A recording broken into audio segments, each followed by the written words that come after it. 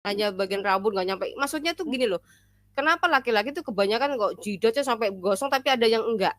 Nah itu kan gini loh, yang disampaikan itu menyinggung. Sebenarnya nggak ada yang salah dengan ucapan Buya Sakur. Apa yang salah? Mengatakan maaf Rasulullah menikah dengan Khadijah sebagai berondong. Itu kan sebenarnya. Shalom Bapak Ibu dan saudara-saudara yang dikasihi Tuhan Yesus Kristus. Penyesatan memang ada, tetapi cilakalah mereka yang membuat penyesatan itu. Iblis hadir menyerupai domba, tetapi oleh hikmat dan kasih karunia Roh Kudus yang menyertai kita, dari buahnya lah kita boleh mengerti dari pengajaran-pengajaran yang diberikan kepada setiap orang. Kita simak setiap video yang ada dengan membuka hati, membuka mata, dan membuka telinga, supaya kita beroleh pengajaran dan pembelajaran dari setiap apa yang boleh kita simak. Tidak diajarkan untuk membenci atau menghakimi sesama lain. Ya, contohnya, kami umat Kristen yang paling benar, yang lain kafir. Nah, kemudian kata-kata kafir itu kita pergunakan untuk membuli sesama kita. Nah, itulah yang dikatakan dilarang. Dan itulah kebalikan daripada ajaran kasih. Oke, jelas ya yang saya sampaikan. Sekali lagi, pernyataan saya sekarang ini bukan kebencian saya terhadap umat Islam, tetapi para kadrun yang suka mabuk agama sehingga mereka nubruk ke sana kemari dan tidak memakai aturan, bahkan lebih seperti halnya Tuhan. Ya, cukup di sini dulu. Saya akan paparkan videonya ya teman-teman ya. Sebentar.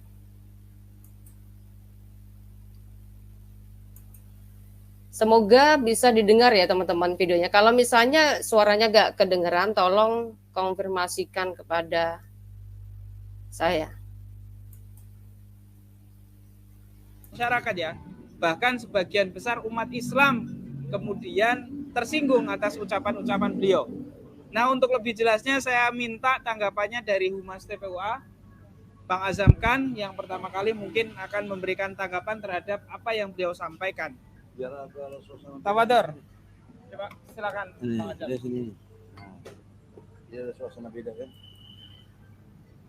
Bismillahirrahmanirrahim. Assalamualaikum warahmatullahi wabarakatuh.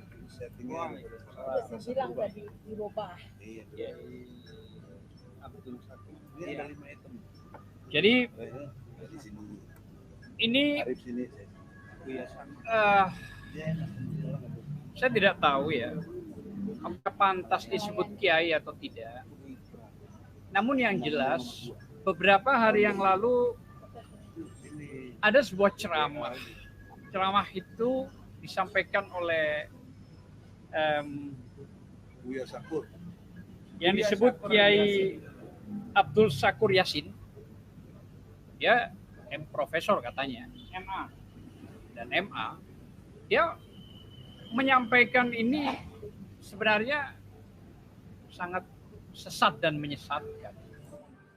Sebelum saya membacakan item yang dibawakan oleh yang katanya kiai tersebut dari Mabes Polri atau diundang oleh Mabes Polri dan yang undang katanya Menek, Menteri Agama, saya tidak tahu juga kenapa harus memilih orang seperti beliau lah ya. Sebentar teman-teman ya. Ini dia akan menyampaikan 14 item itu adalah tuntutan oleh gerombolan ini dari pernyataan-pernyataan Buya Sakur. Nah, kemudian tadi barusan dia mengatakan kenapa pihak Polri mengundang Buya Sakur katanya gitu. Nah, justru itulah kenapa Polri mengundang Buya Sakur, karena ceramahnya adem. Jadi setiap ceramahnya bisa dijadikan pelajaran. Nah, kalau misalnya kadrun pengusung khilafah tiap hari hanya mengkafir-kafirin orang, ya, justru hanya ngomongin politik doang, ya buat apa didengar dan buat apa diundang kan gitu. Kita lanjut ya, sengaja saya potong-potong gini teman-teman, supaya saya tidak kena copyright ya, karena dipotong-potong. Silakan, lanjutkan. Tapi yang jelas, saya berharap kepolisian ini kan melindungi dan mengayomi. Artinya, dan melayani juga ya. Artinya, jangan sampai ada sebuah publikasi yang mengarah kepada sakwa sangkah yang berakibat orang bertanya-tanya, apalagi bukan memang Mabes yang menciptakan, tapi di tempat Mabes, ya kan, ada sebuah ceramah yang benar-benar menyesatkan, ya, tidak memakai dalil yang benar, ya. Nah, sehingga kami sebagai TPUA, Tim Pembela Ulama dan Aktivis, ketua umumnya adalah Prof. Egy Sujana, dan beberapa para advokat yang hadir, termasuk saya Humas di sini, mencoba dalam waktu dekat, ya, kami akan datang ke Mabes Polri untuk mengklarifikasi. Sederhananya itulah, untuk mengklarifikasi. Pertama, klarifikasi yang kami datang itu dengan segala hormat. Mabes Polri ini kan milik rakyat semua tentu. Dan Mabes Polri ini adalah pengayom tertinggi, pelindung. Ini kebiasaan kadrun ini memang suka playing victim ya teman-teman ya. Jadi ketika dia ingin dibela polisi, dia muji-muji polisi. Ya, kemudian dia juga mengatakan bahwa polisi ini adalah pengayom rakyat. Nah, seolah-olah polisi ini bukan pengayom rakyat. Nah, kemudian ketika polisi itu membela yang berlawanan dengan dia, itu dianggap polisi itu tidak pro rakyat. Nah, seperti itulah ulah kadrun, ya. Kelakuannya kadrun itu seperti itu, saudara ya. Nah, kemudian apa yang disampaikan si Egy Sujana ini, sering banget dia selalu mengatakan sahabatku. Nah, itu ya. Nanti kalau dia ingin minta bantuan atau minta simpati kepada seseorang tuh dipuji dulu orang itu. Wah, polisi yang luar biasa, Pak Jokowi yang luar biasa, ntar habis itu dibanting, dijatuhkan, tendang, begitu saudara. Inilah kelakuan kadrun tuh seperti itu. Kita dengarkan lagi. Tertinggi, pengaman tertinggi di Indonesia, mengayomi Polda di 34 provinsi. Dalam hal kami datang ke sana, pertama ingin mengklarifikasi bahwa siapa sih kiai ini dan siapa yang ngundang. Dan bagaimana pada saat menyampaikan sesat dan menyesatkan ini, kok tidak ada satupun dari Mabes Polri berusaha mengingatkan. Padahal yang kelakuan sesat menyesatkan dirinya sendiri. Ya, Buya Sakur itu bicara fakta dan dia juga punya data. Makanya kenapa Buya Sakur, kalian datang aja ke sini, saya ongkosin sampai saya kasih tempat penginapannya. Begitu kan Buya Sakur? Ya. Jadi diajak diskusi, dikasih datanya gitu. Lah kalau mereka pakai apa modalnya? Ya apalagi si nenek lampir itu, nanti dengarkan ya berapi-api bahasanya. Dengarin dulu. Karena ini penting. Sebab ini sudah menebar kebencian, membuat sakwa sangkah terhadap umat Islam di Indonesia, mungkin bisa jadi dunia, ya, dan terang-terangan menghina Rasulullah, menghina Islam, tentu juga menghina Allah Subhanahu wa taala.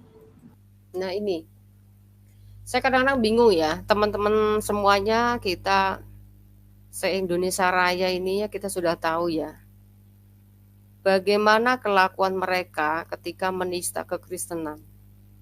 Nah, kemudian ketika kami berbicara fakta, mereka bilang katanya kami menghina, menghujat. Padahal itu terdata gitu ya. Nah, pertanyaannya, kalau seandainya yang terdata dan yang kita baca itu dianggap menista, jadi yang salah itu tulisannya, apa yang salah orang yang ngebacanya. Kan begitu saudara logikanya ya. Kalau Buya Sakur berbicara fakta, berbicara data, kemudian juga dianggap itu menghina nabinya, kan itu kan nabinya Buya Sakur juga gitu loh. Bagaimana dia menghina? Maksudnya itu berbicara kenyataan sama seperti halnya Alkitab yang selalu dipahami Muslim bahwa semua nabi itu suci. Jadi perbuatan nabi itu semua suci. Makanya ketika Abraham mengambil keputusan untuk mengikuti apa yang dikatakan Sarah untuk meniduri budaknya Hagar, ya, itu dianggap teladan dan dianggap kebenaran sehingga dicontoh. Nah, sedangkan Alkitab, biarpun nabi, mereka punya kemanusiaannya dan punya kedagingannya dan punya dosa, saudara. Gak ada ceritanya nabi terus suci, gak punya dosa. Nah ini maaf ya teman-teman ya.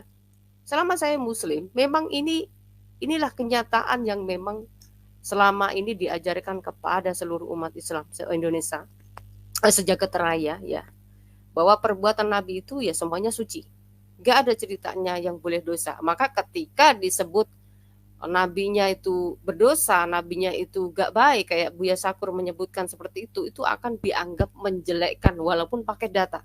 Nah itulah, makanya saya sampaikan sekali lagi salam waras ya buat semuanya. Tahun 2023 menjelang 2024 akan banyak orang semakin waras oleh karena mereka sendiri sudah mulai membuka mata pemikiran mereka, mata rohani mereka untuk benar-benar untuk mengatakan iya, katakan iya, tidak, katakan tidak, seperti itu saudara ya.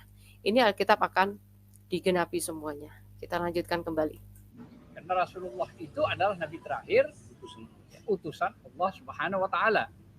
Oleh sebab itu, kami sangat menyayangkan sekali Mabes Polri yang kami hormati, yang kami segani dalam bentuk persoalan-persoalan yang ya, sanjung aja dulu Polri-nya, sanjung karena apa? Butuh bantuan supaya Polri itu mendukung dia gitu. Itu ngerti tujuan kadal gurun tuh seperti itu. Kalau dia liar ya nabrak sana nabrak sini tuh begitu saudara, triknya itu puji-puji dulu Polri-nya biar bantuin dia nanti maksudnya gitu. Hukum lah ya, paling tidak pengaduan-pengaduan dan atau laporan hukum. Tapi ini membuat kami bertanya-tanya, apakah memang ada pembiaran atau diduga ada semacam adu domba? Wallahu a'lam bishawab. Mudah-mudahan tidak. Tapi yang jelas, mohon izin kami akan membacakan beberapa item ya yang disampaikan oleh saudara kiai tersebut itu Abdul Sakur Yasin MA. Abdul Sakur MA. Moderasi beragama di Mabes Polri ya, undangan Menek ya. Dalam ceramah durasinya 54 menit atau 1 jam kurang lebih menyampaikan beberapa hal di sini. Itu di depan Polri dan ASN. Pertama, dia mengatakan bahwa Nabi Muhammad SAW tidak pernah merasa benar. Pertama itu, poin-poin. Bentar, sedikit saya tanggapi. Nabi Muhammad Rasulullah SAW tidak pernah merasa benar. Lah kok dianggap menista, saudara? Artinya nabinya mengajarkan kerendahan hati, kan begitu. Nah terus kalau misalkan dianggap nabinya kalau mengajarkan dirinya tidak merasa diri benar, artinya mengajarkan rendah hati. Lah kok malah marah, terus maunya disebut apa nabinya, kan gitu. Ini otak kadal ini memang benar-benar ya parah, emang didengkul ini. Walaupun mau sekelas dia mau sarjana, mau sampai kelas teler pun ya, itu benar-benar sampai di sini pengetahuannya, nggak bisa ngerti gitu. Kita lanjutkan lagi. Yang kedua, bahwa kalimat tauhid adalah kalimat persatuan, bukan kalimat la ilaha illallah.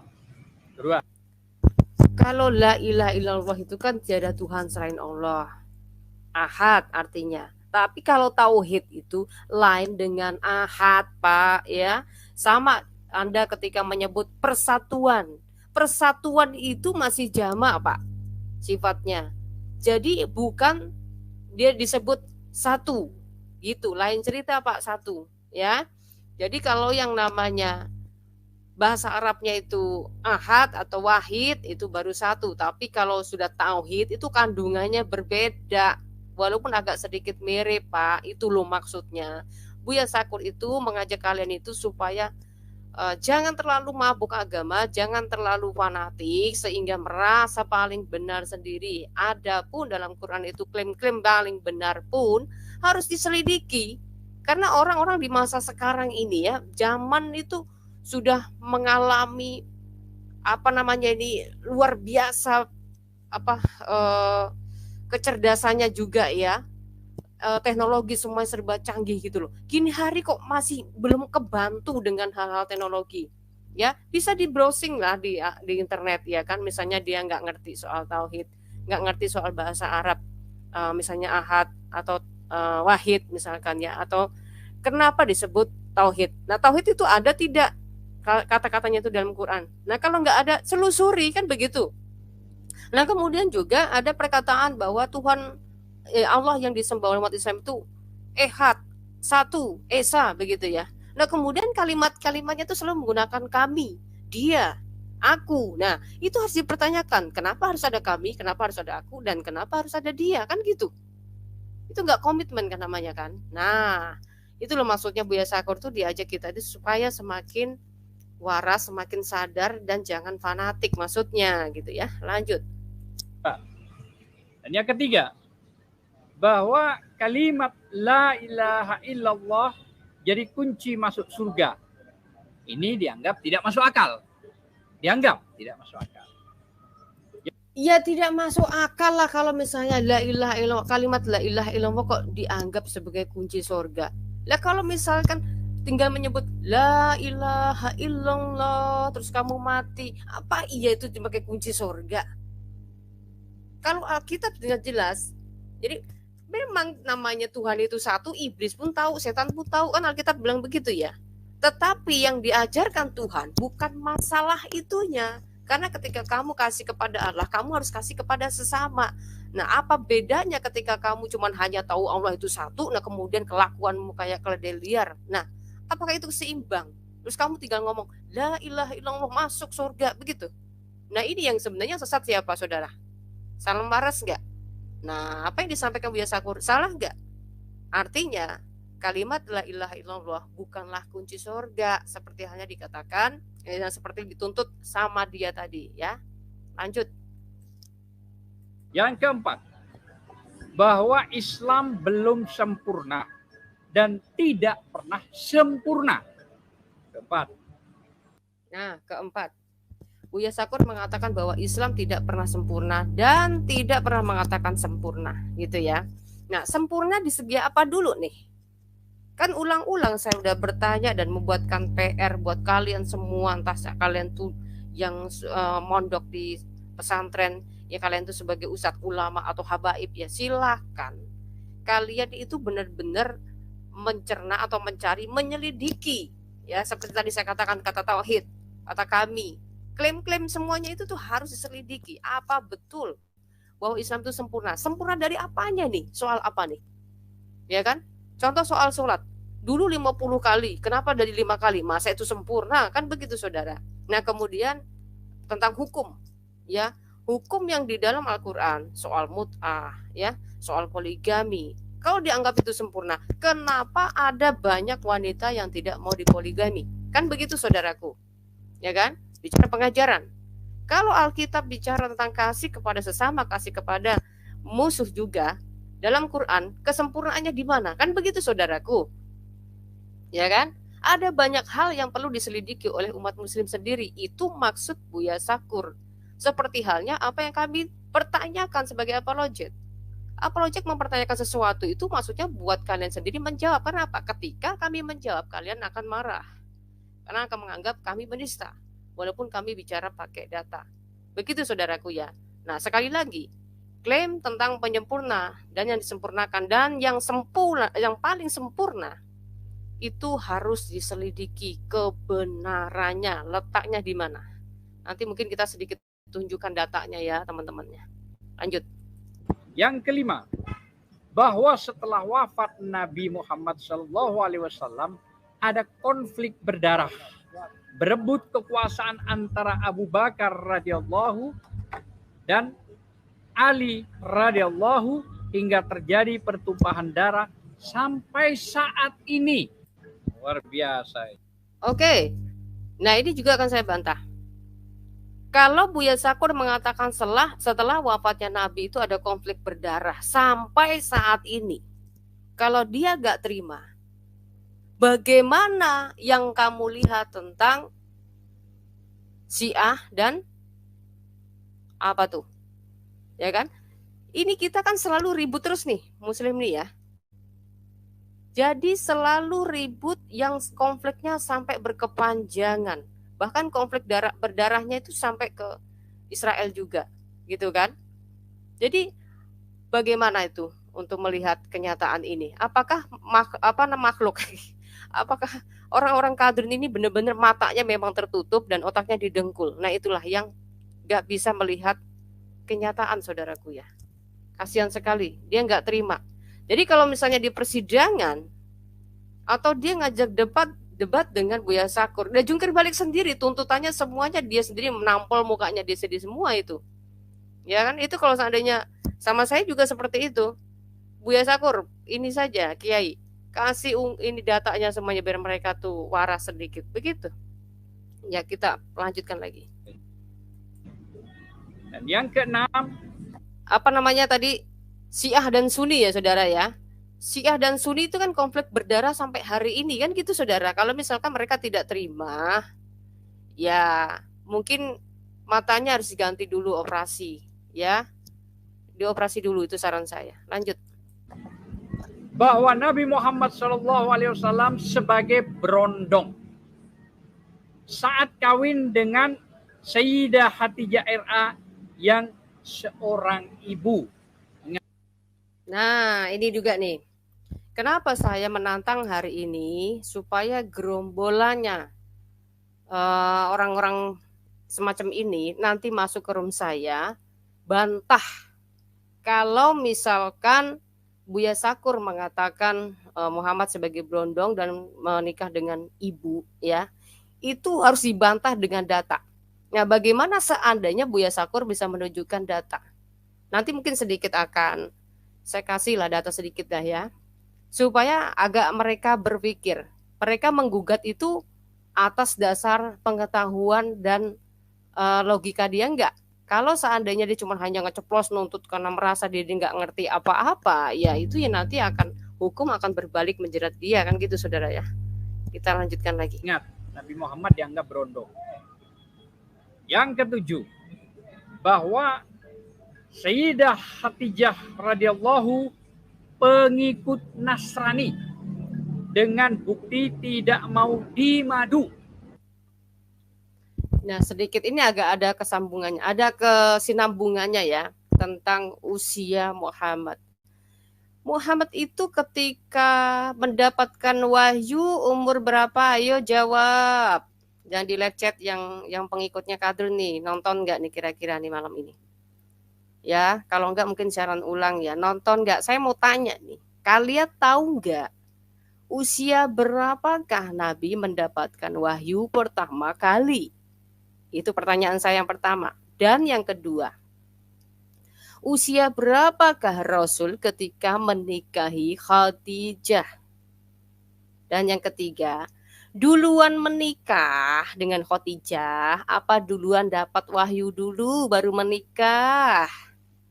Sekarang jawab, dan itu PR buat kalian semuanya para kadrun pemabuk agama ya. Ini bukan Buya Sakur nggak punya data loh, saya aja punya data kok ya. Jadi kalau misalnya mereka menuntut ini di pengadilan, ya mereka akan jungkir balik sendiri, kecuali maksa. Ya, maksa memang harus dipenjarakan. Nah, dengan tekanan ya, lagi-lagi apa? Ya nanti ujung-ujungnya nanti aduh polisi nggak enak sama massa. Hakim nggak enak sama massa. Ingat ya, akhirat itu adalah tempat terakhir kamu. Kamu nih bisa mencapai surga apa tidak ya? Ketika kamu berjabatan, kamu punya jabatan sebagai hakim. ketika penghakiman kamu tidak adil dan penghakimanmu itu akan diukurkan kepada kamu oleh Sang Maha Hakim.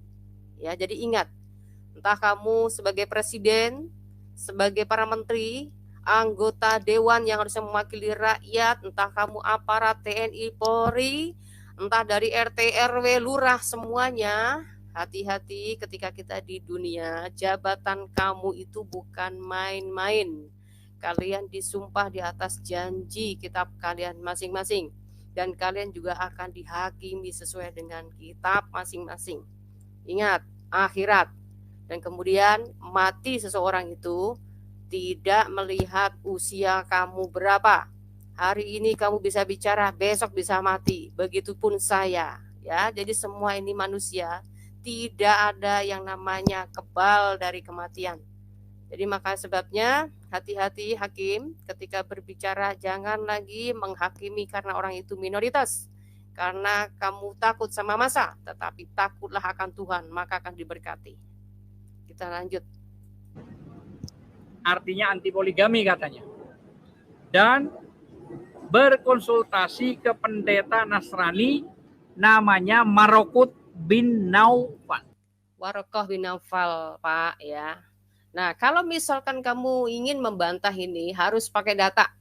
Saya mengundang ini pengikutnya mereka ini nanti masuk, ya, bantah. Kalau misalkan tidak suka bahwa Muhammad apa namanya itu diresmikan oleh Warokoh bin Naufal, ya, bantah saja. Nanti cuma sedikit-sedikit aja saya kasih datanya supaya mereka ini nongol memberikan data, ya. Yang ke-8. Luar biasa ini. Ya ini luar biasa. Bahwa Sayyidina Umar radhiyallahu seperti Hitler dan Nazi yang mengusir habis Yahudi. Luar biasa ini kiai ini. Yang ke-9. Bentar. Ke-8 tadi ya. Dia tuh tahu sejarah nggak sih kenapa di dalam Al-Quran itu ada banyak sekali pembahasan tentang Yahudi itu dikutuk habis-habisan. Lalu bagaimana penjelasan secara konkretnya di dalam hadis? Apakah orang ini pernah baca hadis apa enggak ya? Ya, membunuh habis orang Yahudi. Ya, kata habis itu maksudnya ketika pada masa itu, nanti ada ya, mungkin saya berikan data ya nanti ya teman-teman ya, nggak apa-apa. Ini apalagi Buya Sakur, punya bejibun banyak data, saya aja banyak kok apalagi beliau kan. Kita lanjutkan kembali. Bahwa Nabi Muhammad SAW tidak membawa agama baru, tapi membawa sekte baru Nasrani dari agama Nasrani. Nah, ini ya bicara tentang bidat membidatkan yang kemarin saya bilang gitu ya. Kalau tanpa ragu sih bilang, hampir semua agama itu dikatakan bidat ya atau bid'ah sama agama-agama sebelumnya. Bahkan Protestan pun dianggap bid'ah sama bidat sama Katolik kan begitu ya. Nah, kemudian dari mana asal Nasrani ini? Dalam Alkitab menjelaskan Nasrani adalah bidatnya Kristen kan gitu. Nah, kemudian dalam Quran menyebut itu Nasrani gitu ya, sekte ya, maksudnya sekte, sektenya dari pecahan dari Kristen kemudian menjadi Nasrani. Nah, Nasrani dalam Alkitab itu dianggap sampar ya, penyakit sampar oleh Yesus, karena ini benar-benar memutarbalikkan fakta. Maka tadi saya bilang kemarin yang namanya bidat atau sekte itu berbeda keyakinan yang tidak menganggap Yesus itu Tuhan. Begitu ya. Nah, kemudian sekte Nasrani juga seperti itu, saudaraku. Sekte Nasrani juga menganggap Yesus itu dia hanya sekadar nabi. Nah, kemudian dipadukan menjadi dalam Quran itu campur aduk. Al-Quran itu menyebut Nasrani, menyebut Yahudi, nah kemudian menyebut Isa, ya kan, yang dipaksakan menjadi Yesus. Nah, kalau tidak pernah Islam itu tidak mau menjadi sekte, ya sudah tutup, skip, memang jangan sampai Islam itu mengklaim atau mencopet-copet atau menyolong-nyolong atau merampok kitab-kitab orang yang diimani orang Kristen. Betul nggak teman-teman? Setuju nggak kalian semuanya? Ya, kalau hari ini sampai merasa itu ada nubuatan Muhammad kan di Yesaya 29, tuh di Ulangan 18, nah kan? Tuh roh penghibur tuh Muhammad itu, nah kan gitu kan? Nah, kalau sudah seperti itu, artinya kalian dianggap sekte oleh orang Kristen. Karena kalian merampok kitabnya orang Kristen, kan gitu. Yang kitab kalian sendiri enggak, kalian sendiri aja menuduh kami punya kitab itu palsu. Kenapa tiba-tiba dicolong jadi nubuatan nabi kalian, kan gitu kan? Nah, ini yang jadi masalah. Seperti keledai liar, ya, nubruk sana, nubruk sini, ya kan. Di sisi lain terbilang kitab Kristen itu palsu, buatan Paulus. Nah, tiba-tiba 1 detik kemudian berubah pernyataan. Itu ada nubuatan Nabi saya itu dalam kitab kalian. Nah, itulah. Ini songong banget gitu ya. Nah, itu kalau memang kamu nggak mau nanti sama Buya Sakur ditunjukin. Oke, mulai sampai hari ini skip nggak tentang nyomot-nyomot kitabnya orang Kristen, ya kan? Kalau kami, ya mohon maaf, tentang Yesus nggak mesti harus ngemis-ngemis dalam Al-Quran. Walaupun sebagian saudara Kristen, mereka masih memakai nama Isa Al-Masih, itu pun mereka tidak bermaksud menyebut bahwa Isa Al-Masih dalam Quran itu adalah Yesus. Ya, seperti itu saudara. Karena yang disebut Al-Masih atau Mesias dalam kekristenan itu memiliki arti yang berbeda daripada pengertian kalian. Ya, begitu. Seperti nama Pak Ijo. Pak Ijo jualan cilok sama Pak Ijo jualan baju, sama-sama nama Pak Ijo, tetapi beda orang, ya, beda-beda oknum, beda pekerjaan juga, begitu. Ya, itu analoginya. Lanjut. Waduh, ini bahaya ini. Yang ke-10, bahwa agama memang berbeda katanya. Tidak sama katanya. Tapi agama mana yang masuk surga itu urusan Allah Subhanahu wa taala, prerogatifnya Allah lah, kira-kira begitu. Sehingga umat Islam tidak boleh mengklaim surga. Luar biasa ente, Kiai. Yang ke-11. Nah, ntar ke-10 dulu. Ya.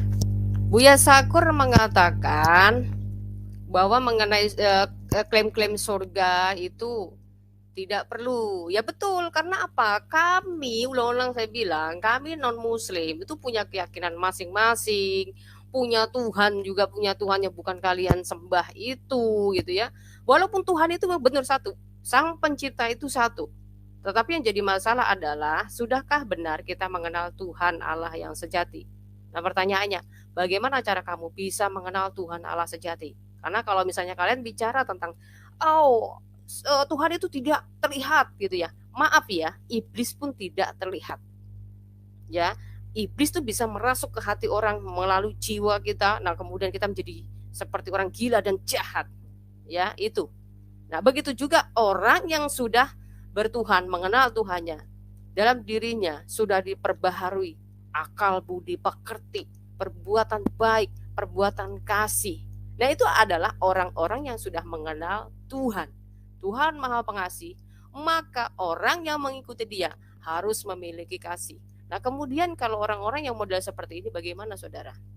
Nah, selanjutnya soal klaim surga. Ya iya, kenapa Buya Sakur mengatakan begitu? Seolah-olah orang lain tidak selamat. Nanti akan saya kasih data, saudaraku ya. Nah, bagaimana dalam Quran mereka? Nah, kemudian soal klaim surga. Kami masing-masing punya surga. Bahkan saya udah ulang-ulang berapa kali. Saya nggak mau loh surganya kalian umat Islam. Surga yang kalian penuh bidadari, mohon maaf kami nggak mau. Kan gitu. Jadi artinya kami juga punya surga sendiri. Makanya kalau bicara tentang keyakinan, itu jangan memaksakan. Jangan memaksakan bahwa agama Kristen tuh harus mengikuti keyakinan kami orang Islam. Agama di luar Islam harus dibubarkan. Nah, itulah otak kadrun yang otaknya itu cuman di dengkul, saudaraku. Ya, Egy Sujana itu. Dulu saya pernah bertanya waktu ada podcastnya di Josa TU tuh. Kesempatan itu saya tanya nih. Pertanyaan saya gak ada nyambung-nyambungnya sama sekali. Ya, bicara tentang ketuhanannya Esa, udah saya tunjukkan dalam kitab saya. Ya, jawabannya apa? nggak ada yang nyambung sama sekali. Tentang hukum yang sempurna, ya. Hukum yang sempurna itu seperti apa? Saya pernah pertanyakan 4 sisi. Nggak ada yang dijawab satupun, saudaraku. Dianggap pinter pula itu Egy Sujana. Kan gila ini mereka ini ya. Jawabannya nggak nyambung dengan pertanyaan saya kok dianggap pinter. Kayak begitu kelas profesor, bocor saudaraku. Kita lanjutkan lagi ya. Bahwa Islam, Yahudi maupun Nasrani asal beramal soleh masuk surga. Sehingga tidak usah ada agama yang mengklaim surga. Katanya ini. Yang ke-12. Betul lah, iya kan? Tetapi agak sedikit berbeda. Kalau dengan amalan dan perbuatan itu bisa membawa kita masuk surga. Maksud Buya Sakur adalah masing-masing agama, keyakinan itu memiliki pemahaman masing-masing tentang surga dan tentang keselamatannya. Artinya jangan dipaksakan harus sama seperti Islam gitu loh maksudnya Buya Sakur. Nah kalau otak waras, lebih dewasa, ya, jadi bisa ngerti setiap pernyataan Buya Sakur itu tujuannya apa gitu loh. Bicara pada kenyataan kok nggak suka gitu loh. Aneh ya. Lanjut. Bahwa makna kafir adalah gelap mata, hasud, bakil, takabur, tidak bersyukur, dan lain-lain. Apapun agamanya jadi kafir, jangan dimaknai orang di luar Islam. Ya Allah. Nah kayak begini tobat loh teman-teman, coba dengerin. Ini yang ke-13. Sampai istighfar loh teman-teman ya. Jadi Buya Sakur itu mengatakan kata-kata kafir itu tidak mesti harus ditujukan kepada agama lain. Betul enggak sih teman-teman? Contoh, ya mungkin nanti juga ditunjukkan ya kalau misalnya waktunya masih ada. Tentang kitab Taurat dan Injil. Siapa yang menganut kitab Taurat dan siapa yang menganut kitab Injil? Apa iya kitab Taurat dan Injil itu yang megang cuma nabi tok? Itu pikirkan. Ya. Apakah nabi tidak punya umat? Pengikut? Murid? Nah, kalau mereka punya pengikut, punya murid, artinya juga mengimani kitab yang sama yang nabi imani, kan gitu saudaraku. Ya. Kitab Taurat diberikan kepada siapa? Musa, saudara, ya kan? Tentu orang-orangnya Musa memahami tentang kitab Taurat yang juga dibenarkan oleh Allah dalam Quran. Kemudian tentang Injil. Apa itu Injil? Injil adalah pernyataan Yesus ketika dia datang ke dunia, disampaikanlah kepada murid-muridnya, lalu ditulis kepada murid-muridnya, begitu. Jadi bukan jatuh dari lauh mahfuz, udah dibuat cerita, kemudian jadi buku. Enggak, saudara. Prosesnya enggak seperti itu. Kenapa berapa kali saya tanya sama muslim, kamu bilang kitab kami itu palsu dan bukan kitab Injil. Saya mau tanya kamu, kitab Injil prosesnya gimana jadinya, kan gitu. Mereka mana bisa jawab, saudara. Enggak bisa jawab sampai sekarang. Cuman hanya bisa songong, ngatain gitu ya. Nah kemudian, bicara tentang Nasrani, Yahudi. Katanya Yahudi, Nasrani itu memiliki kitab Taurat dan kitab Injil. Lah kok kitabnya diakui, pengikutnya nggak diakui, dikutuki, dikafir-kafirkan. Itu yang dimaksud Buya Sakur, saudaraku. Ya.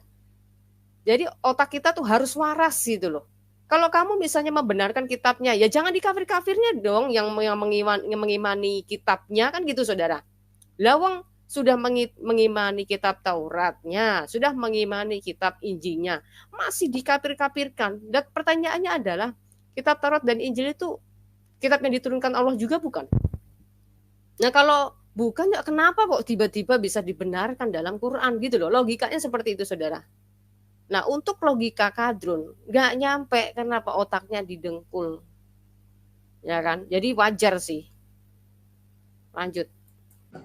Bahwa gambar Yesus ada di dalam Ka'bah serta dijaga dan dilindungi oleh Nabi Muhammad Sallallahu Alaihi Wasallam.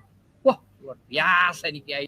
Nah, kalau soal ada gambar Yesus dan Maria, ini kita perlu penyelidikan lebih dalam. Saya kurang tahu, barangkali beliau juga punya bukti, ya, maka beliau bisa mengatakan itu. Tapi untuk saya tidak bisa untuk meresponi ini karena ini hal yang sensitif. Kita lanjut lagi. Ini. Yang ke-14, yaitu yang ke-14, dan bahwa yang ke-14 malaikat itu bodoh. Dan Allah Subhanahu wa taala berkata kepada para malaikat, jangan banyak bacot. Jadi itu yang Ya, kalimat-kalimat seperti itu sebenarnya kalau cuma hanya dipotong di bagian tempat saja, ya akan membuat kesalahpahaman, ya. Kenapa Buya Sakur bicara seperti itu? Itu maksudnya tuh sebenarnya gini, kayak kata-kata yang keras, mungkin kalimat dari orang tua kepada anaknya. Misalnya kayak gini, kamu kalau gak denger orang tua, udah nanti biar aja kamu ke cebur laut sana sekalian. Nah kayak gitu-gitu mungkin amarah atau apa, tapi sebenarnya tujuannya dia tidak mengatakan seperti itu. Nah tapi di sini juga saya tidak bisa meresponi atau tidak bisa membela bahwa dia mengatakan malaikat banyak bacot, itu saya kurang terlalu tahu gitu ya soal ini. Intinya dari ke-15 pernyataan yang digugat itu sama Buya Sakur akan bisa dibantah semuanya, saudaraku. Ya, siap. Sampai di sini dulu. Sebentar, tapi masih ada sih si Buya si Nenek Lampir ini. Coba ya kita dengarkan Nenek Lampir lagi ya. Kita dengarkan dulu. Kayak gimana dia ngomongnya. Lanjutkan. bisa saya sampaikan, dan apa yang disampaikan oleh kiai tersebut yang sudah namanya sekarang lagi viral, menurut saya dan menurut umat Islam, kalau benar 14 ini yang disampaikan jelas, maka menurut saya sudah murtad orang ini. Dan tentu saya kira tanpa harus ada laporan, Mabes Polri sudah bisa melakukan langkah. Jadi ini bukan cuma pada pasal 156A saja, tapi ini juga sudah mengandung kebencian. Jadi undang-undang ITE itu sudah bisa masuk di dalamnya. Saya kira itu yang bisa saya sampaikan, klarifikasi, entah kapan waktunya kita akan atur. Kita akan mencoba untuk mendatangi Mabes Polri dengan mengklarifikasi. Tidak ada maksud lain.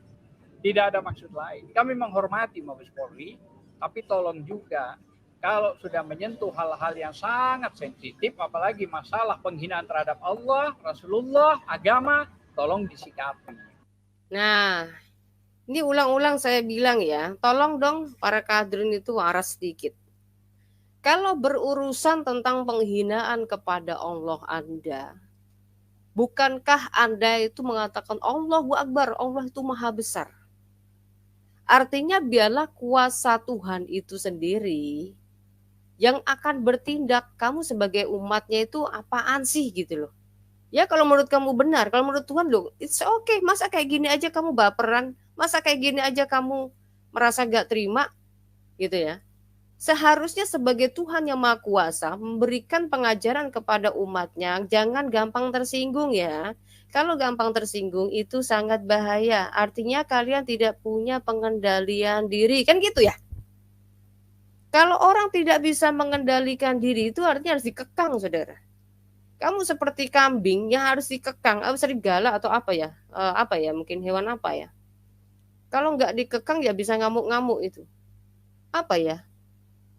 Serigala itu kalau nggak dikurung ya kamu bisa mangsa orang. Nah itu artinya kalau kamu sebagai manusia sifat dan kelakuannya seperti singa, buas, tidak bisa mengendalikan diri, yang kamu katanya punya Tuhan yang maha pengasih, penyabar, penyayang, tapi umatnya kayak kamu ini justru enggak, itu justru kamu dipertanyakan loh. Ya, tolong mikir ya dari sekarang, orang-orang yang berpikiran mabuk agama, pokoknya agama sendiri paling benar sehingga tidak bisa kesenggol sedikit-sedikit tersinggung, sedikit-sedikit tersinggung, sedikit-sedikit lapor. Nah itu artinya orang bukan bertuhan. Kalau kamu percaya bahwa Tuhan kamu itu maha kuasa, biar Tuhan sendiri yang ngamuk sama kita semuanya. Ya enggak? Orang yang menista itu biarlah dia mungkin diapain sama Tuhan. Kalau enggak dapat hukuman di dunia ya mungkin di akhirat, kan gitu. Itu namanya kamu berserah diri, bro. Yang disebut muslim tuh harus berserah diri.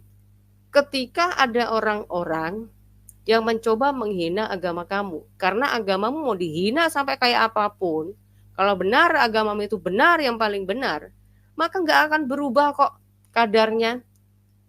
Betul nggak? Kadar agamamu tidak akan berubah hanya karena hinaan. Betul nggak? Bisa bantah dengan ucapan saya. Tapi kalau agama yang kurang benar kadarnya dan kurang kuat kadarnya, maka dia gampang ternista dan tiba-tiba bisa jadi jelek. Dihina orang langsung jelek gitu agamanya.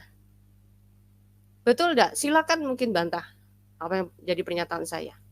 Misalnya, agamamu di ini emang kamu nggak marah loh. Selama ini kami umat Kristen, kalian mau hina kayak apapun kami nggak pernah bawa kalian langsung lapor, dikit-dikit lapor, enggak loh.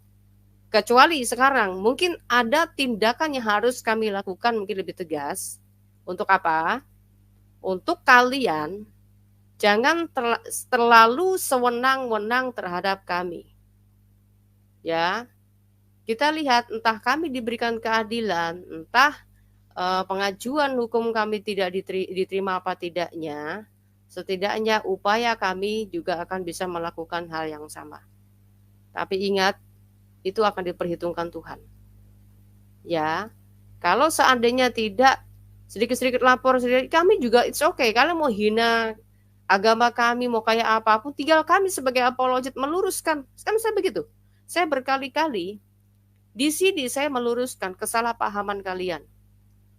Yesus itu cuma Tuhan. Saya juga bisa bantah loh. Bahkan saya bisa mengembalikan data bahwa Nabi Anda pun bisa gugur ketika saya tunjukkan data ternyata Yesus lebih sempurna. Itu kalau saya mau. Kalau kalian nggak baperan, itu saya bisa tunjukkan data. Yang jadi masalah adalah kami pun berbicara terbatas. Kami pun berbicara juga berhati-hati. Ya, kalau seandainya kami mungkin nggak di Indonesia, ya bisa jadi kami belakang kayak Christian Prince. Tapi karena kami merasa bahwa orang Islam Indonesia itu kebanyakan baperan, bukan Islamnya ya, kadrun. Kadrun tuh kayak kalian ini, para pengusung khilafah yang mabuk agama. Tapi kalau orang-orang Islam yang kayak Buya Sakur, itu mereka santai. Karena bagi mereka, agamanya itu mau diotak-atik, mau dihina kayak apapun tetap agama. Itu. Nah makanya itulah. Ada keluarga saya selalu nanya begini, kamu kenapa sih, sampai diinterogasi saya kan.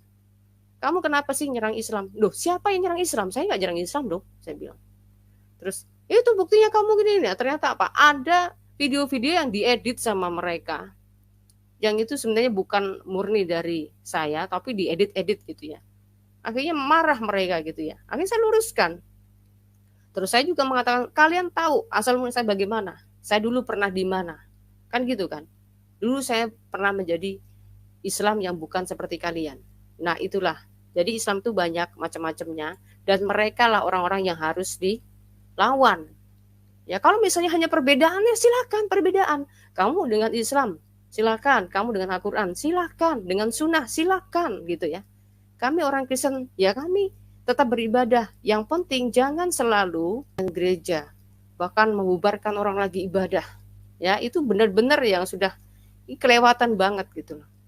Ya kalian nggak dapat hukuman di dunia pun, akhirat kalian akan sengsara. Karena orang kalau sudah mati saudara, itu nggak bisa bangkit lagi. Ya Alkitab sudah memberikan pengajaran itu tentang Lazarus. Ya itu. Jadi kita semuanya harus mulai sadar dari sekarang. Jangan sewenang-wenang, hidup itu hanya sementara. Lakukan bagianmu ketika kamu merasa bertuhan, apa yang diajarkan Tuhan kamu. Nah itulah buah yang akan kau tunjukkan dan itu juga yang akan mempromosikan agamamu melalui kehidupan kamu. Itu ya. Nah kita lanjutkan kembali. Maksud saya begitu. Terima kasih. Assalamualaikum warahmatullahi wabarakatuh. Kami Humas TPUA dan mungkin disambung oleh yang lain. Ya, mungkin langsung saja teman-teman ESR Channel. Di sini masih ada Bu Eli Dianeti dan kemudian Pak Arif sebagai rakyat melihat fenomena yang terjadi sekarang, di mana sebelumnya kemarin kita dengar fenomena dari Kemenak yang menyakiti umat Islam, kemudian yang sekarang ada lagi Buya Sakur. Nah, saya minta tanggapan dari Bu Eli dulu. Silakan Bu Eli. Assalamualaikum warahmatullahi wabarakatuh. makin dibacakan oleh Pak Azam tadi, makin sering saya mendengar bahasa-bahasa yang dilakukan oleh Abdul Sakur yang benar diundang oleh Polri, yang direkomendasikan oleh Menteri Agama, itu luar biasa. Sebagai penceramah, menamakan dirinya Islam, tapi dia adalah seorang penjahat. Yes. Tak tahu adat, kurang ajar, biadab kau Sakur. Kau bukan buya, tapi kau buaya. Sekali lagi aku sampaikan pada dirimu Sakur, kau bukan buaya, kau bukan buaya. Kau bukan buaya, hahaha. Sekali lagi aku sampaikan sama Musakur, kau bukan buya, tapi buaya. Ini nada-nada orang kalau kayaknya sangat marah itu ya kayak begini, saudara ya. Slow aja, Mbah. Slow aja gitu loh, Nek. Si ceramah kau tidak mengarah kepada umat Islam. Kau diundang atas nama apa? Siapa kau? Apa kau orang Islam? Kalau orang Islam tidak seperti itu isi ceramahnya. Berarti dia tahu sejarah Islam. Nah, kalau orang Islam harus kayak gini maksudnya dia. Maksud si congornya nenek ini maksudnya itu kalau ceramah kayak dia. Kau bukan buya, tapi kau buaya. Nah, itu maksudnya nenek ini, maksudnya kalau ceramah begitu, baru tahu sejarah gitu loh. Otak waras sama otak didengkul ini kayak begini nih modelnya, teman-teman ya. Ini salah besar Polri mengundang dia. Dan kalau ini Menteri Agama juga maksudnya apa mengasihi dia sebagai buya? Ya harusnya jangan undang buya, undang dia nih nenek nih, coba. Kayak gimana kalau dia diundang ceramah? Ya, kayak dianya kayak pinter aja gitu, kayak ngerti ilmu agama aja dia. Mecah belah bangsa. Memecah belah bangsa. Pecah belah agama bangsa gimana? Dirinya sendiri yang ingin mendirikan negara Islam kok. Ya, ini otaknya memang kacau semua ya. Jadi kalau bicara itu apa yang ditujukan kepada orang tuh untuk dirinya sendiri padahal. Salam Bu Fatimah. Salam Bu Fadila. Ya, salam. Ya, Halo, salam. Bu. Ini Halo. Bu Fadila, kangen dengar ketawanya nih. Jangan gitu, Pak. Iya kabarnya Bu Fatimah. Lama sudah 1 abad tidak bertemu kita. Masya Allah, Iya. sudah jadi umi saya, Bu. Sudah 1 abad. Iya. Fadila apa kabar Bu? Oh ya Pak Forest ya. Pak Polres Iya. ya. Yo. Selamat malam. Ya, kita jauh Selamat sekali. malam. Lama sekali juga ya. Ini kemana Ini nih, Pak? Bu Fatimah nih dari tadi saya minta linknya harus bilang Bu sayang dulu baru dikasih linknya. Saya nggak merhatiin, Pak, beneran. Saya nggak merhatiin apa Iya. namanya. Lagi lecet. menggebu-gebu dengan ibu berjilbab ini antara buya dan buaya, gak bisa membedakan. saking apa namanya mulianya kan sampai bicara kayak gitu. Kita lanjutkan dulu loh. Itu seru loh, Dep. Kata-katanya luar biasa. Nanti baru tanggapi bentar ya. Nanti baru dilawan sama Bu Fadilah, mantap itu. Ya, kita lanjutkan. Iya. Lanjut Bu. Dia adalah bajingan sebagai buya, padahal buaya. Kayaknya nggak puas ngomong buaya. Bahasanya itu loh, Bu. Memang luar biasa sekali di manusia satu ini ya. Ya, kita lanjutkan lagi. Allahu Akbar. Nah, ini sebenarnya penistaan loh. Ya, dia mengatakan bajingan, dia mengatakan ini caci maki orang terus Allahu Akbar kayak gitu, betul nggak? Kira-kira orang kayak gini nih bagaimana ya kan? Nah, lanjut. Nah, itu bedanya Bu. Sakit. Lanjut dulu ya.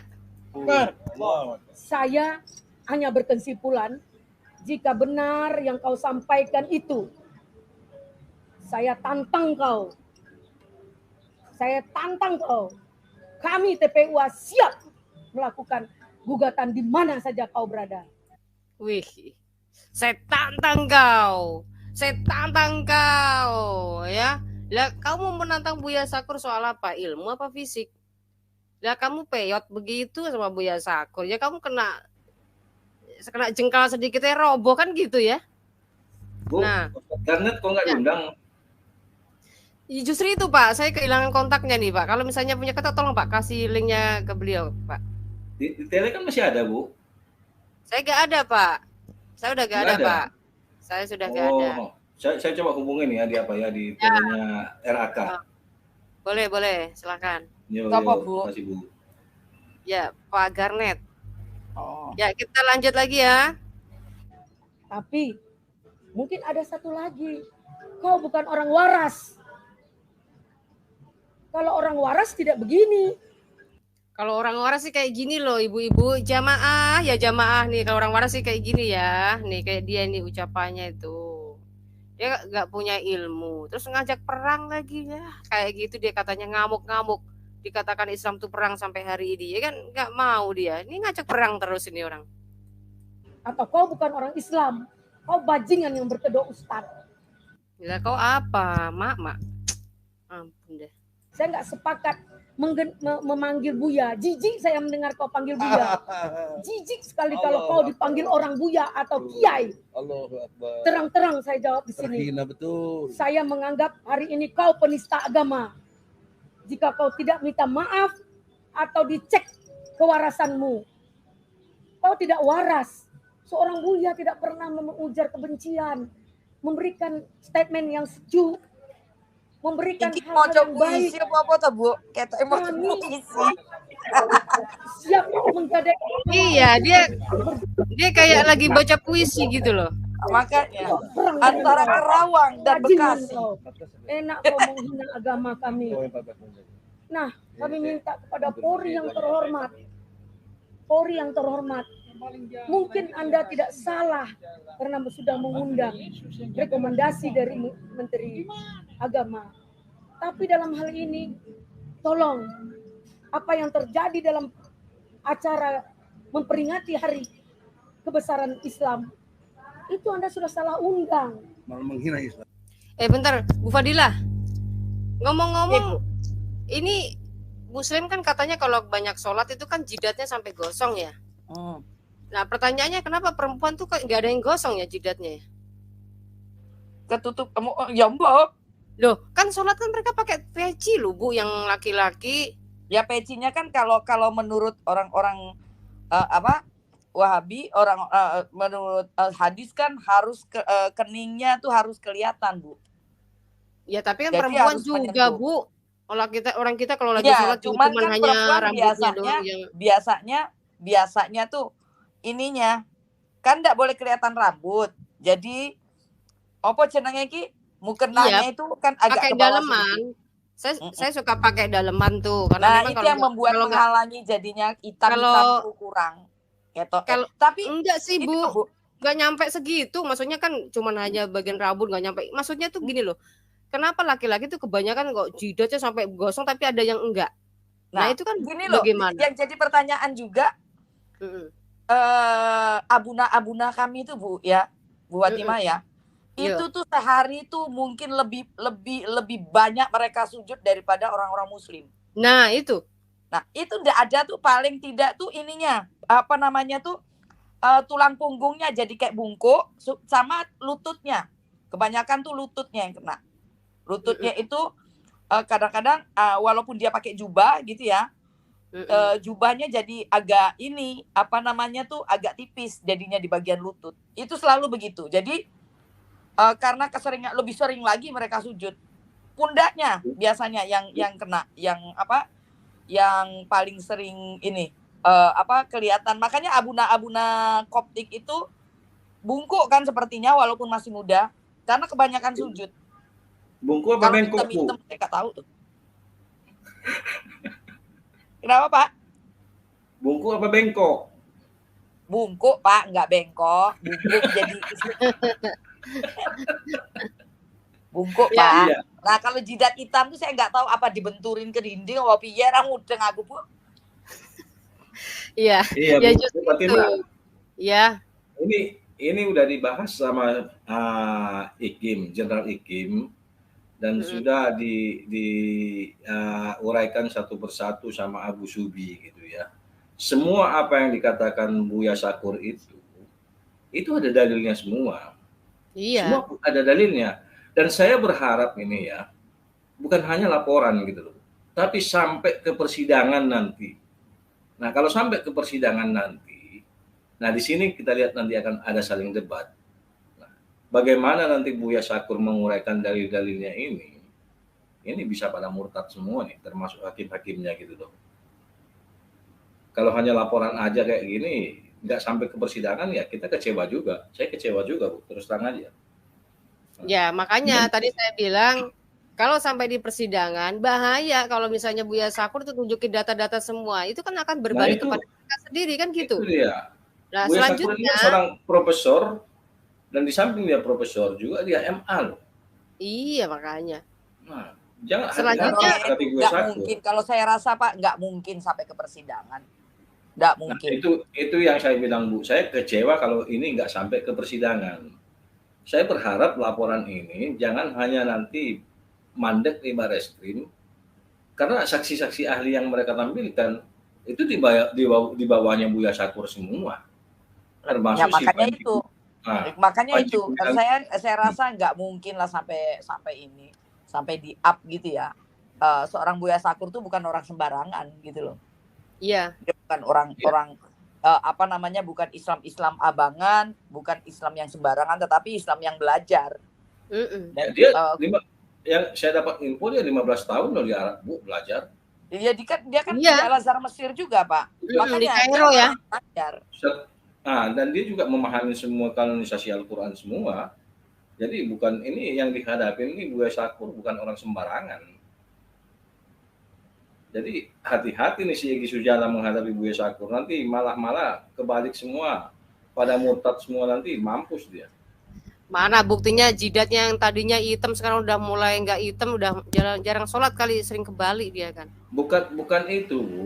Itu apa itu? Ya yang bikin hitam itu sholatnya itu sering di tempat kotor.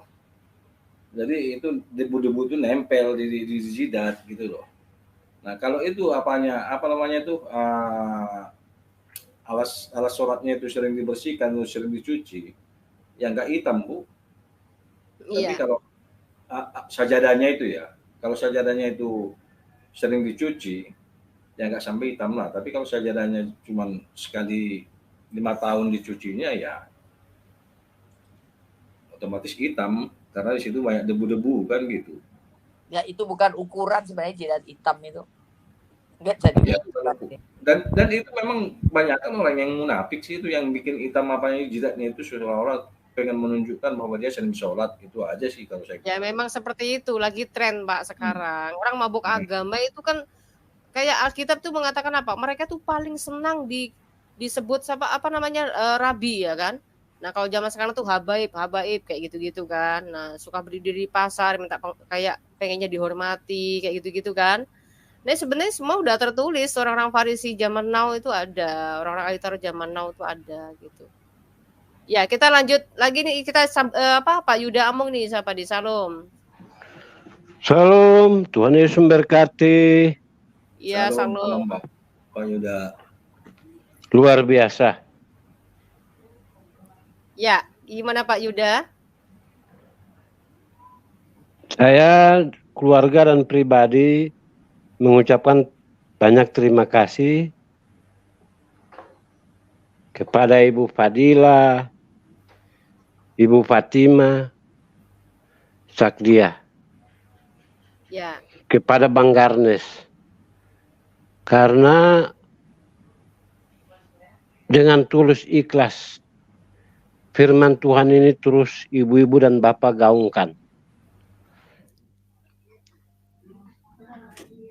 Sedangkan kami yang lahir dari orang tua Kristen saja, kami belum bisa. Jadi kami sangat berterima kasih. Semoga Tuhan Yesus selalu memberkati ibu bapak sekeluarga. Amin, amin, amin.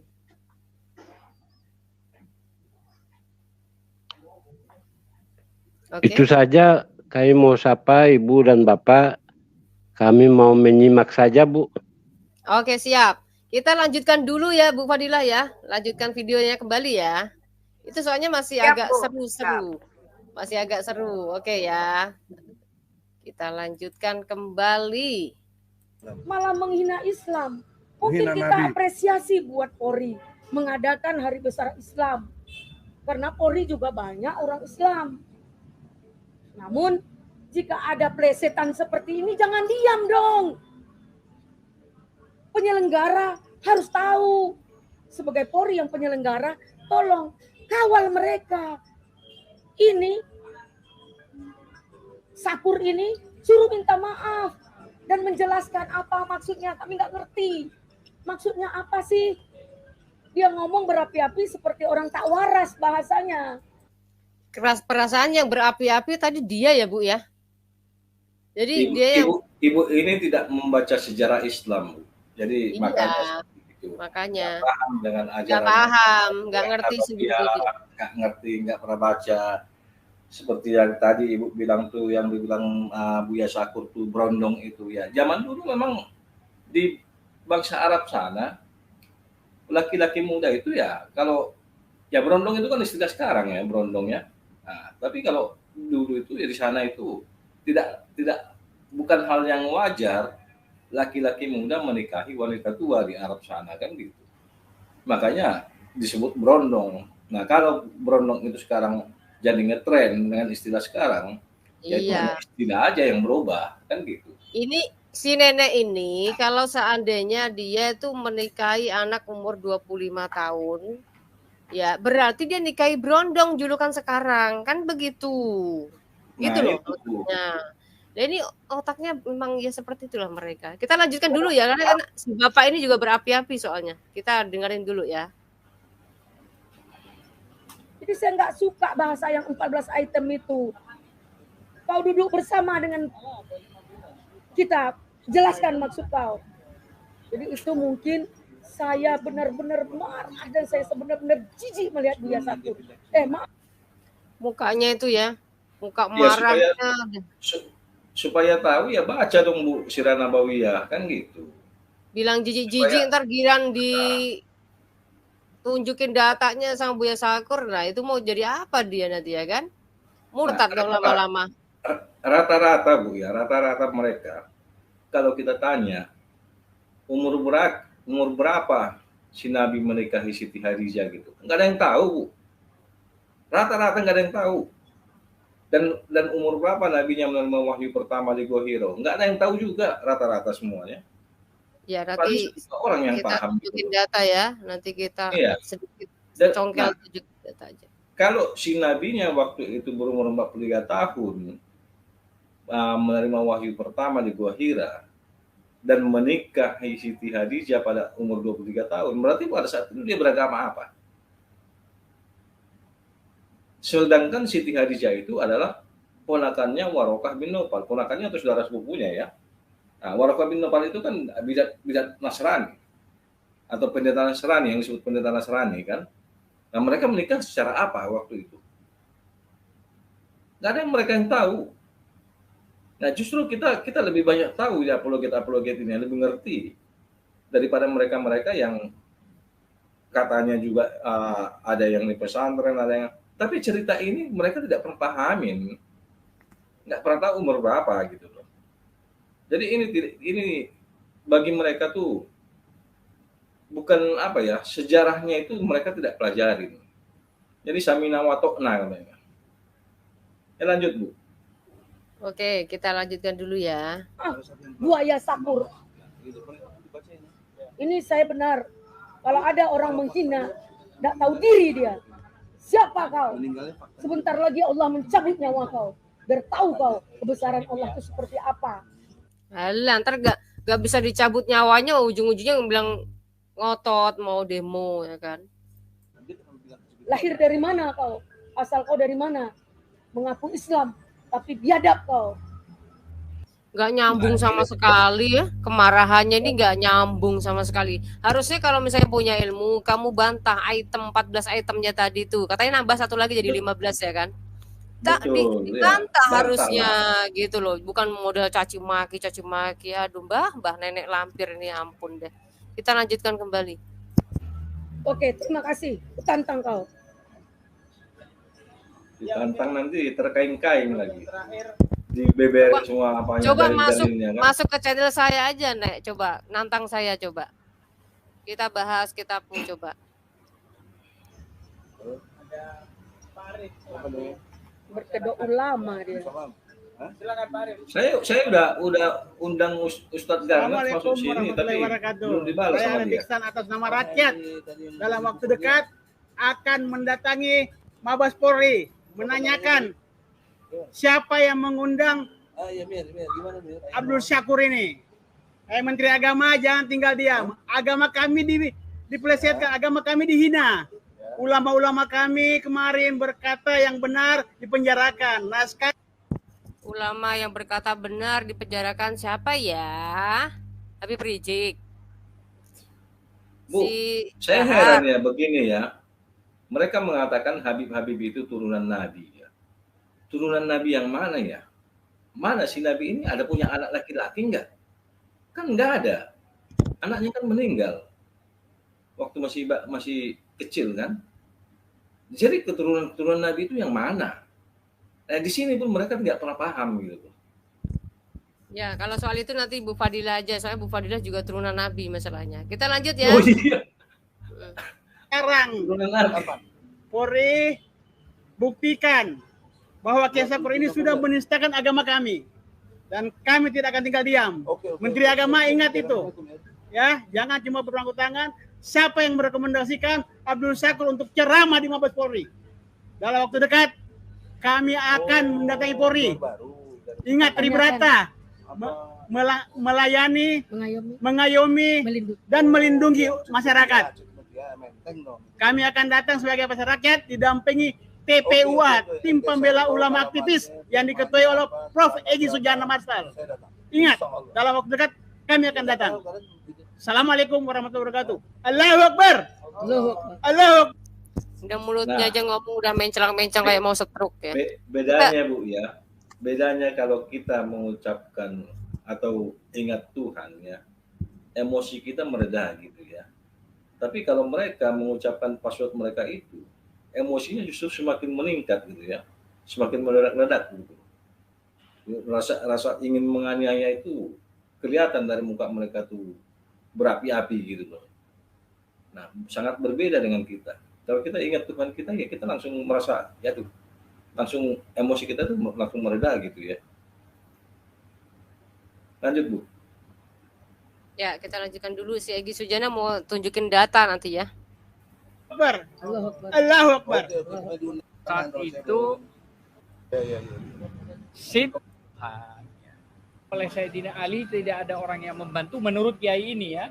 Dan tidak ada orang datang di Fatimah didatangi oleh sekelompok orang pada saat itu mau menjumpai Sayyidina Ali, dan setelah itu mendobrak pintu itu sehingga Siti Fatimah Az-Zahra itu anak Rasulullah terjepit pintu yang sangat keras sehingga meninggal pada saat itu, dan akhirnya pada saat meninggal dikafani sendiri oleh Sayyidina Ali, tidak ada orang yang membantu menurut Kiai ini ya, dan tidak ada orang datang juga, dan dia yang menguburkan adalah Sayyidina Ali juga. Ini penyesatan yang super dahsyat kalau benar ya. Begitu yang disampaikan di YouTube ya.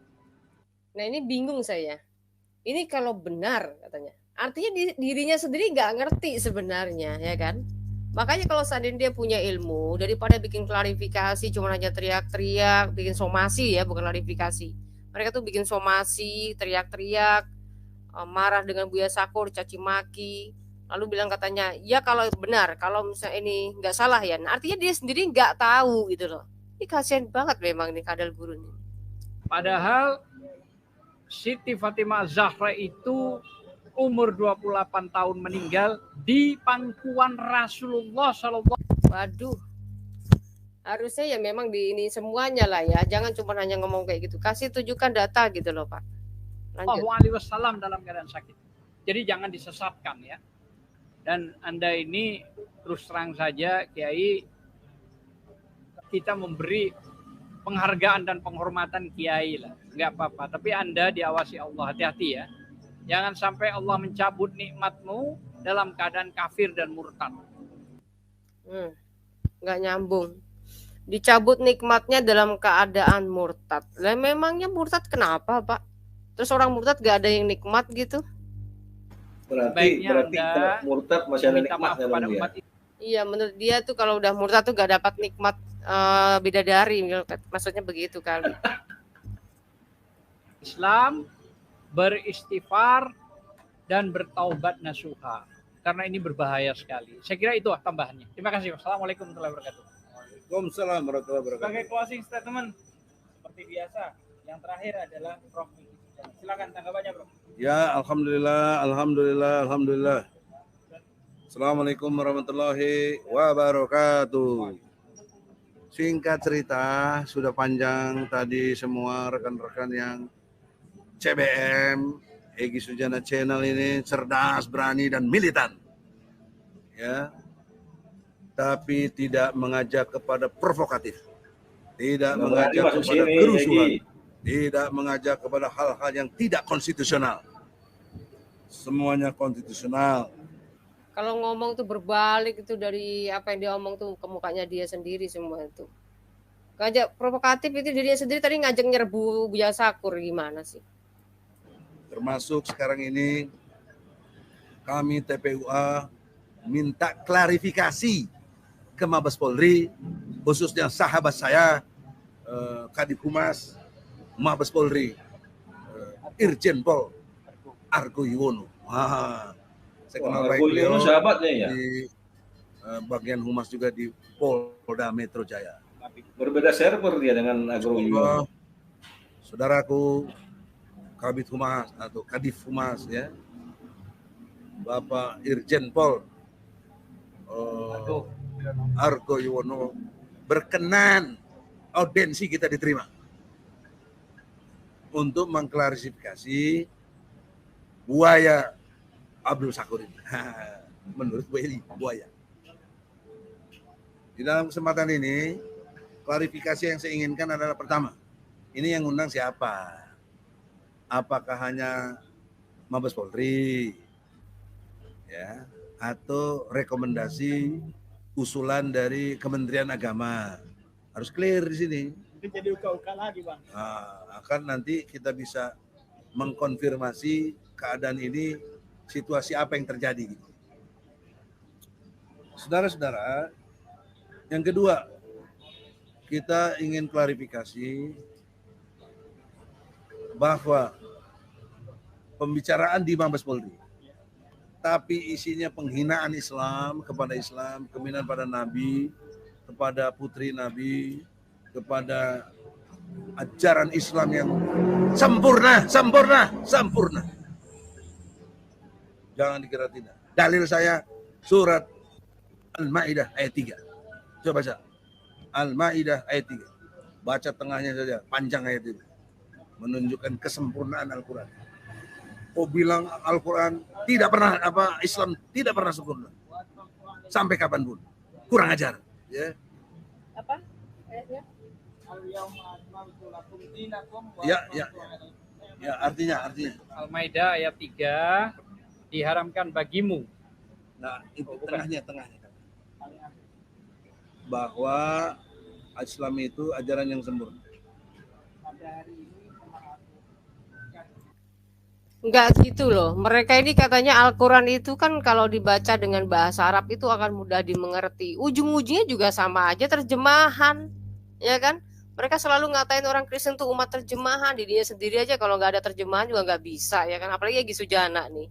Sama Bu Fadila udah dibal-bal habis itu kan. Bahasanya nggak ngerti bahasa Arab dianya kan. Ini gimana coba, lanjut dulu ya. Nggak ada situ, ini pilihnya kayak begitu sih. Yang ini dong, yang lengkap. Ada pada hari ini, betul. Sorry ya. Biar hari ini baca. Ayo coba. Aduh, ternyata nih ada direvisi kali ya, bingung terjemahnya beda. Bismillahirrahmanirrahim. Auzubillahi minasyaitonirrajim. Bismillahirrahmanirrahim. Pada hari ini orang-orang kafir telah putus asa untuk mengalahkan agamamu. Sebab itu janganlah kamu takut kepada mereka, tetapi takutlah kepadaku. Stop. Bapak-bapak, ibu-ibu di sini ada yang merasa bahwa orang Kristen itu merasa putus asa. Opera kita. Opera kuali ngono ya. Jadi kalau ngomong kayaknya semuanya tadi dari awal sampai terakhir itu kayaknya ngomongnya buat mereka sendiri ya. Iya, kayak orang nunjuk, Bu. Satu Iya. jari ke orang lain. 4 jari kan ke diri sendiri. Mula ora usah nuding, ora usah menghakimi, wis ngono rampung. Nah, wis ngono, nah itu. Ya. Lanjut ya. Pada hari ini telah aku sempurnakan agamamu untukmu, dan telah aku cukupkan nikmatku bagimu, dan telah disempurnakan agamamu untukmu ya, agamamu. Jadi kalau misalkan menyempurnakan agama lain enggak kan? Soalnya enggak ada data yang untukmu, untuknya sendiri. Iya, bukan untuknya untuk sendiri. saya. Bukan untuk saya, bukan untuk non-muslim kan gitu. Aku ridai Islam sebagai agamamu. Tetapi barang siapa terpaksa karena lapar, bukan karena ingin berbuat dosa, maka sungguh Allah Maha Pengampun, Maha Penyayang. Ini gimana nih korelasinya, Bu? Dengan terpaksa apa ini? Coba Bu, gimana? Ulang. Al-Maidah ayat 3 tuh, Bu. Makanya nih. Apa tunggu selesai ini baru nanti kita buka ya? Ya, selesaikan dulu saja. Oke. Jadi Islam itu sempurna nggak? Sempurna, 100% sempurna. Iya, Islam sempurna bagi dirimu sendiri. Ya karena cuma hanya klaim-klaim, isinya tuh penyangkalan, klaim, cacian, kutukan kayak gitu doang kan? Al-Qur'an, suka buka lagi, buka surat 6 Al-An'am. Saya bukan ulama, saya bukan ustadz. Saya mengerti Al-Islam dan Al-Qur'an. Alah, cuma nanya cuma ngerti ayat 1 ayat 2 ayat masa juga bisa. Nah, yang saya ajarin untuk kemarin bukan cek. Baca artinya. 166.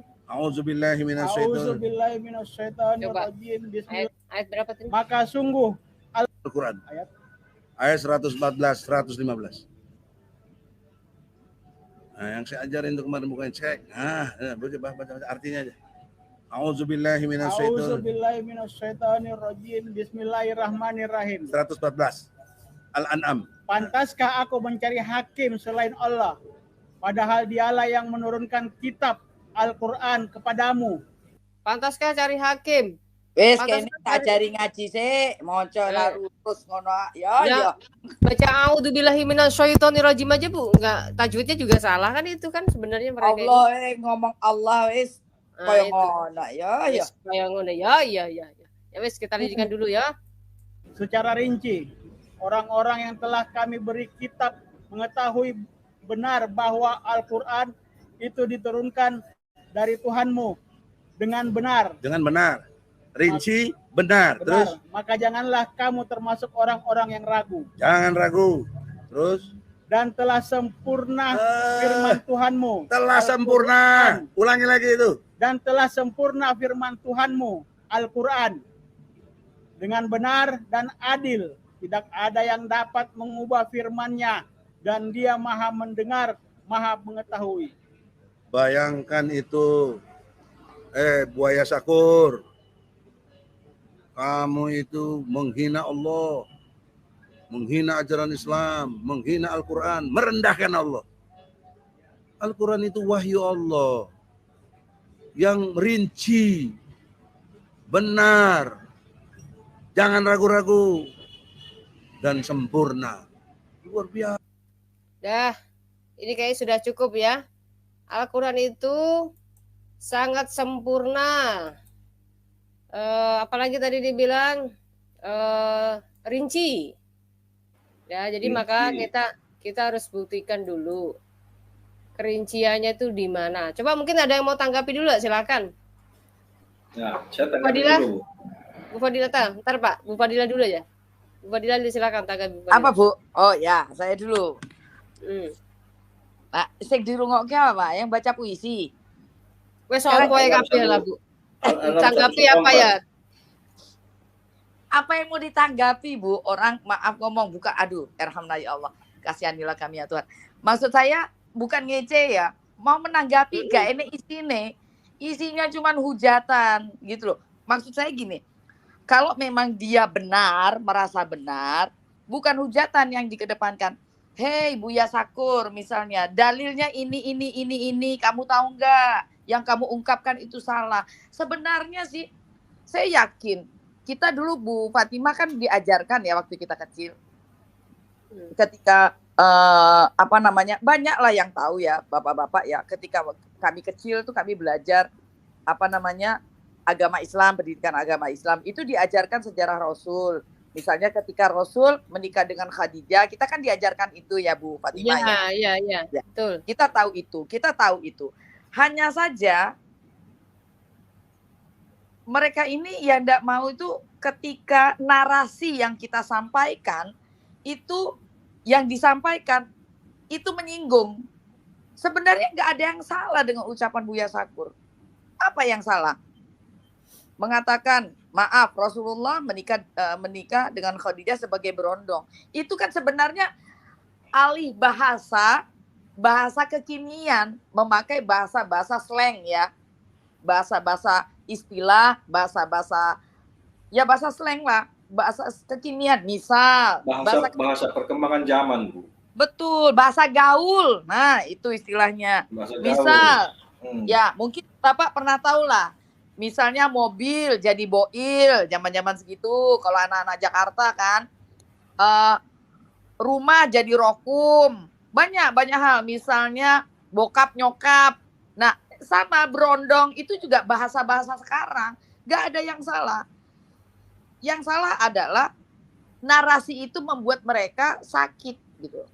Enggak, begini Bu Fadila. Masalahnya mereka tidak pernah tahu ya. Sebenarnya tahu, Pak. Umur berapa? Tahu, Pak. Berapa? Saya yang merasakan waktu kecil tuh tahu. Bu Tapi Fatimah. banyak kan mereka saya tanya nggak ada yang tahu. Soal warokok tahu, Pak. Kalau belajar pendidikan agama Islam nggak mungkin nggak tahu. Tahu. Yang jadi masalah adalah mereka ini tahu. Loh, itu kan Rasul. Rasul boleh berbuat apa saja. Kan ada 16 keutamaan Rasul. Begitupun dengan istri, boleh lebih dari 4. Bukan harus, boleh lebih dari 4. Karena apa? Karena dia Rasul. Boleh menikahi siapa? Anak angkat. Karena apa? Karena dia Rasul. Ada, coba kita baca 16 keutamaan Rasul. Boleh menikahi siapa aja yang dia lirik ya. Iya. Wanita mana yang dia lirik dan si suami harus menceraikannya kan gitu. Jangankan Rasul, Pak. Coba Bu Fatimah buka An-Nisa ayat 3 ayat 4 yang mengenai poligami. Boleh, bentar. Ya, bentangkan. Coba kita lihat ya. Gak cuman Rasul boleh menikahi siapa saja yang kamu kehendaki. Umat Muslim, kalau kita baca di surat An-Nisa ayat 3 apa 4 gitu, Bu. Yang menyatakan An-Nisa 3-4. Bukan ayat 3 atau ayat 4. Ayat yang dalam boleh menikah 4-2 itu 3. An-Nisa ayat 3. An-Nisa ayat 3. Coba Bu, bentangkan Bu. Bentar. Kita bentangkan. An-Nisa ayat 3 ya? Ya, An-Nisa ayat 3. Masalah poligami. Coba kita teliti dan kita baca. Ini Bu. Ya. Kecil mana hurufnya Bu? Iya. Kelihatan nggak? Perbesar nggak bisa. Di perbesar nggak bisa ya? Bisa. Udah kelihatan atau belum? Masih Ini. belum kelihatan, belum kebaca ya. Ya. Wa in khiftum alla tuqsitu fil yatama. Bu, bahasa Arabnya mana, Bu? Saya kalau bahasa itu tidak iso moco. Wa in khiftum alla tuqsitu fil yatama fankihu ma qabalakum minan nisa'i masna wa thulatha wa ruba'. Wa in khiftum alla ta'dilu fawahidatan aw ma malakat aymanukum dzalika adna alla ta'ulu. Artinya, Bu. Coba. Ya. Kita baca artinya, Bu. Ya, terjemahannya. Ya. Dan jika kamu takut tidak akan dapat berlaku adil terhadap hak-hak perempuan yatim bila mana kamu mengawininya, maka kawinilah wanita-wanita lain yang kamu senangi. Nah, yang kamu senangi. 2, 3, atau 4. Kemudian jika kamu takut tidak akan dapat berlaku adil, maka kawinilah seorang saja atau budak-budak yang kamu miliki. Yang demikian itu adalah lebih dekat kepada tidak berbuat aniaya. Artinya yang kamu senangi, Pak. Jadi ini bukan berlaku cuman untuk Rasul. Oh, ini kan kitab sempurna kata Igi Sujana tadi, Bu. Nah, cuman Rasul boleh lebih dari 4. Nah. Kalau manusia biasa hanya sampai 4. Jadi yang kamu senangi. Makanya kan ada narasi begini. Alah itu Ustadz nikahnya dengan ini, dengan yang kinyis-kinyis yang masih muda, masih gadis. Padahal kan harusnya dia menikah dengan janda tua. Nggak ada keharusan menikah dengan janda tua, janda pet. Nggak ada keharusan. Yang diingini ya, Bu ya. Yang kamu senangi, Bu. Sekarang tak takoni tapi bapak-bapak. Yang disenangi apa Fadila, dari perempuan? Ayo. Tadi yang pertama dikatakan tuh mengawini anak-anak yatim. Iya, jadi harus tahu dulu, Pak. Asbabun nuzulnya ayat ini tuh ada apa?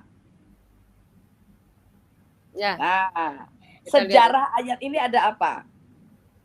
Ya, harus kita urut. Kenapa sih di situ ada perkara anak yatim?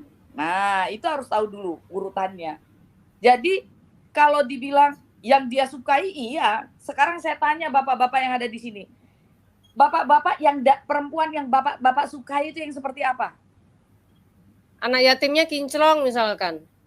Ya. Nah, kalau anak yatimnya kinclong ya anak yatimnya lah. Muda, ya kan? Muda. Masih gadis kan pasti gitu. Ya kan? Iya. Nah, jadi kalau misalnya ada kiai atau ustadz yang menikahi dengan anak yang masih sangat muda, kinyis-kinyis, nggak usah ribut, nggak usah repot. Baca ayat ini. Masalahnya yang disukai ya. Nah, sebenarnya asbabun nuzul ayat ini adalah seorang sahabat Rasul. Sahabat Rasul itu dia punya kayak panti asuhan. Bener gak Bu di situ kayak panti asuhan, pokoknya mengayomi anak-anak yatim. Nah, dia menikahi anak-anak yatim itu, kemudian salah satu di antaranya itu punya harta banyak, Pak. Hartanya banyak, kemudian hartanya diambil sama si laki-laki ini, anak itu ditelantarkan. Nah, kemudian keluarlah ayat ini supaya dia tidak menelantar. Lebih baik kamu tidak menikahi perempuan itu daripada kamu menelantarkannya. Sebenarnya intinya di situ. Nah, jadi yang 4 ini sebenarnya 4 itu 4 unlimited, Pak. Unlimited ya? Oh iya dong. Iya. Misal mau menikah, misal nih 4 ada misalnya ada si Aisyah, terus Fatimah, terus siapa ya? Namanya Sauda. Kemudian satu lagi Hasna, misal ini kan. Bapak bosan sama yang tua, Aisyah misal yang tua. Bapak ceraikan Aisyah, cari lagi. Bosan sama yang 2, jadi tetap 4. Hitungannya tetap 4. Namanya 4 unlimited kalau bahasa saya. Jadi itu kan hitungannya kata Abdul Somad ya, Bu ya. Abdul Somad juga ngakui kan. Abdul Somad juga begitu bilang. Memang iya, 4 unlimited. Fadila. Ya. Sisa Oda itu yang kedapatan lagi buang air yang nggak pakai apa ya, nggak sama si Umar. Jadi. Oh itu hijab, masalah hijab Pak. Ya, maka turun ayat hijab gitu ya. Ya, itu hijab. Oh. Nah itu hijab. Kalau ini kan enggak. Makanya yang dia suka-suka. Ya memang enggak cuma Rasul. Enggak cuma Rasul. Orang Islam yang lain pun yang kamu sukai. Jelas ayat itu mengatakan yang kamu sukai. Ya kan? Tapi enggak mesti janda peot, nenek-nenek tua yang miskin. Enggak mesti. Yang kamu sukai kok. Hanya lagian juga orang kalau mau menikah kan pasti yang dia sukai dong. Enggak mungkin. Kalau mungkin gini, yang janda peotnya itu kaya, ya berarti mencintai hartanya. Lain cerita. Lain cerita itu, Bu. Paling tidak ada yang disukai dari situ, Bu. Pak Forest juga mau, no? Kan? Ya enggak Pak Forest juga mau tuh kayaknya janda peot juga mau, no? Kalau ada yang enggak lah. Biarlah tua yang penting konglomerat, ya enggak, Pak? Enggak. Ogah. Oke. Kalau saya sih yang kayak gituan nggak mau, Bu. Kayak tadi itu, nenek tadi tuh. Nenek Hah? tadi tuh. Nenek tadi. Enggak lah. Cantik loh itu, Pak. Calon bidadari Kal- itu. Kalau cantik dan saya suka ya mau, tapi saya nggak mau ngelihat daripada segi lain-lain materinya gitu. Saya nggak mau jadi DKI gitu loh, dibawa ketika istri gitu. Ngapain? Bahasanya DKI. Lah iyalah, ngapain dibawa ketika istri gitu? Nggak boleh lah. Kita kan dalam agama Kristen kan nggak boleh kita wanita itu membawahi laki-laki kan begitu.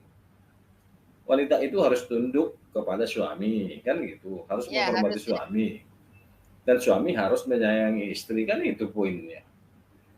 Dan kita kan kalau mau menikah kan kita yang melakukan perjanjian dengan si wanita, bukan wali kita. Berbeda dengan mereka. Kalau mereka kan ya kalau walinya setuju dan mau menikahkannya dinikahkan. Tapi kalau kita kan tidak. Kalau perempuannya nggak mau ya nggak bisa dipaksa. Ya, Jadi nggak bisa. kita lanjutkan Ya udah, soal lanjut ini Bu, lanjut. soal usia Nabi ya. Kalau nggak salah tuh di sini nih ada. Sedang menceritakan sifat-sifat Nabi SAW, katanya beliau adalah seorang laki-laki dari suatu kaum yang tidak tinggi dan juga tidak pendek. Kulitnya terang, tidak terlalu putih dan tidak pula terlalu kecoklatan. Rambut beliau tidak terlalu keriting dan tidak lurus. Kemudian beliau diturunkan wahyu saat usia beliau 40 tahun. Nih, kan ya, ini kan ada data Nah, ya. yang benar 40 tahun apa 42? Karena ada juga hadis yang mengatakan itu umur 42. 40 tahun, Pak. 40 Nah, tahun.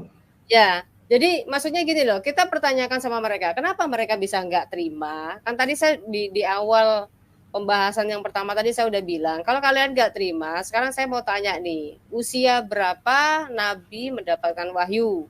Pertanyaan kedua adalah, usia berapa saat menikah dengan, Nabi itu menikah dengan Khadijah.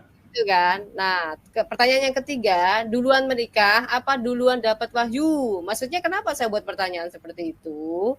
Itu biar mereka ini bisa berpikir, jangan cuma hanya setiap kali orang berkatakan dengan dan kemudian katanya si Khadijah beragama Nasrani karena si Khadijah tidak mau dipoligami. Ya memang seperti itu datanya. Coba tanya Bu Fadila, memang sejarah Islam memang seperti itu, Pak. Hal-hal kayak gitu tuh buat kami udah biasa banget ya, Bu ya. Iya, jadi artinya gini, itu yang tidak dapat mereka terima gitu loh, Bu. Jadi gini, sebenarnya kan sejarah pun membuktikan Muhammad ini, Rasulullah ini kan poligami setelah Khadijah meninggal. Betul. Pas sama Khadijah dia tidak poligami. Kemungkinan ada beberapa ulama yang mengatakan kemungkinan Khadijah penganut monogami karena dia seorang Kristen bidat, kemungkinan sama seperti Waraka. Ya. Kemungkinan itu kemungkinan pertama. Lah kemungkinan kedua, wah malu saya mengatakannya. Kenapa harus malu, Bu? Ya, nanti dibilang penistaan agama dikip sendiri aja. Nah, agama yang paling gampang ternisda itu ya inilah dia gitu loh. Sedikit-sedikit ternista, sedikit-sedikit ternoda, sedikit-sedikit terhina, kayak anak kawan aja sih merasa sudah. Saya sih Bu Fatimah ya, bapak-bapak ya, yang lucu buat saya itu adalah mereka yang ribut, mereka yang kebakaran jenggot gitu. Iya. Ya kan? Heboh sendiri. Makanya kita orang Kristen jangan sampai kayak begitu. Kita orang Kristen ini kalau ada yang ini sedikit langsung di blow up. Nggak usah. Nggak suka antar kita aja. Face to face. Kamu salah lu, harusnya begini. Mau berantem pukul-pukulan ya di situlah. Jangan sampai di media sosial kayak begini gitu loh. Ini sebenarnya pelajaran juga buat kita orang Kristen. Benar nggak Bu Fatimah? Iya, betul. Beda pendapat, itu biasa gitu loh. Jadi kita beda pendapat, Bu. Kita nggak sampai ancaman-ancaman bunuh-bunuhan gitu. Nah, itu dia maksud saya, orang Kristen jangan sampai begitu. Bukan sampai aja. Langsung ngomong. Nggak usah di-up ke media sosial, kemudian saling hujat, kemudian saling melaporkan. Kan lucu. Ini pelajaran sih buat kita. Kenapa? Karena akan digoreng sama mereka. Seperti kondisi seperti ini pelajaran buat kita bahwasanya ya udahlah gitu loh. Kalau ada sesuatu itu ya coba musyawarah antar kita. Selesai gitu loh. Nah, kayak begini nih kan mereka yang bertengkar ya mereka yang malu sendiri. Ntar ngata-ngatain, nih oten. Memang mereka punya malu, Bu. Mereka ada tahu malu kali ya? Nah, itu. Kalau mereka punya malu atau tahu malu, nggak akan seperti ini. Harusnya mereka kan sebelum membahas ini, mengungkapkan ini, mereka harus cari dulu dong, yakinkan dulu apa sih yang dikatakan Buya Syakur ini benar apa enggak sih? Ada dalilnya apa enggak? Kan itu harusnya kalau mereka punya malu. Pak Polres, tadi kan sudah saya bilang, mereka itu kan letaknya nyampe di dengkul, Pak, belum nyampe ke kepala. Jadi yang didulukan tuh apa? Emosi, Pak, yang didulukan. Jadi bukan menyelidiki kan tadi saya bilang juga kan. Dari awal saya sudah kasih seperti itu. Mereka yang penting berkoar karena apa? Kalau seperti tokoh-tokoh seperti Buya Syakur, Gus Dur, nah kemudian ada tokoh-tokoh yang kayak sekarang Islah gitu ya. Itu kan memang membela NKRI dan paling anti yang namanya khilafah. Nah, si gerombolannya Egy ini kan semuanya kan pengusung khilafah. Nah, maka kalau ketika ada orang-orang yang seperti Buya Syakur ini akan mematahkan ideologi mereka yang mereka bangun selama ini. Gitu loh. Ideologi yang bertentangan dengan Pancasila, tetapi mereka kadang-kadang suka mendengungkan Pancasila bahwa Pancasila itu adalah milik mereka sendiri. Jadi sekarang itu udah beda. Kalau sebenarnya kalau saya bilang begini, Bu, ya. Tujuan mereka ini sebenarnya kalau menurut saya ya, ini bukan ke Buya Syakurnya. Ujung-ujungnya mereka menyalahkan Jokowi. Ke politik mereka larinya. Kenapa sampai mengundang itu. Jadi nanti tetap apa-apa dikit-dikit salahnya Jokowi. Itu ke situ sih kalau saya lihat larinya mereka ini sebenarnya. Tujuannya bukan itu, Pak. Tujuannya ingin mengubah ideologi ya, dari dulu tuh berbineka tunggal ika dirubah sama mereka. Nah, kalau dulu mereka anti Pancasila, kalau sekarang Pancasila mereka klaim milik mereka sendiri gitu loh. Jadi artinya memang cara-cara orang untuk mengubah ideologi baru mereka itu mereka memang harus menggunakan siasat seperti ini, menentang orang-orang yang walaupun sama-sama Islam pun itu kan waktu dulu saya di NII seperti itu, Pak. Jadi prinsip siapapun orang yang di luar organisasi itu ya mohon maaf akan dianggap kafir dan dianggap disebut maaf ya bahasa yang tadi seperti diucapkan itu tadi banyak. Ya pokoknya gitu. Yang tidak seide seirama ya.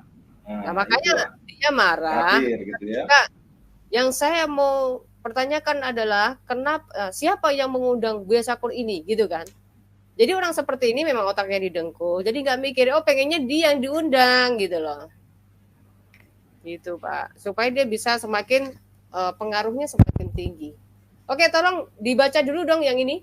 Ini ada hadis sudah saya tampilkan ini. Apa, Bu? Wih. Ya, Bu Fadilah tolong, Bu. Yang ini Bu dibaca. Ya langsung matannya aja ya. Ya. Rambut beliau tidak terlalu dari sini nih.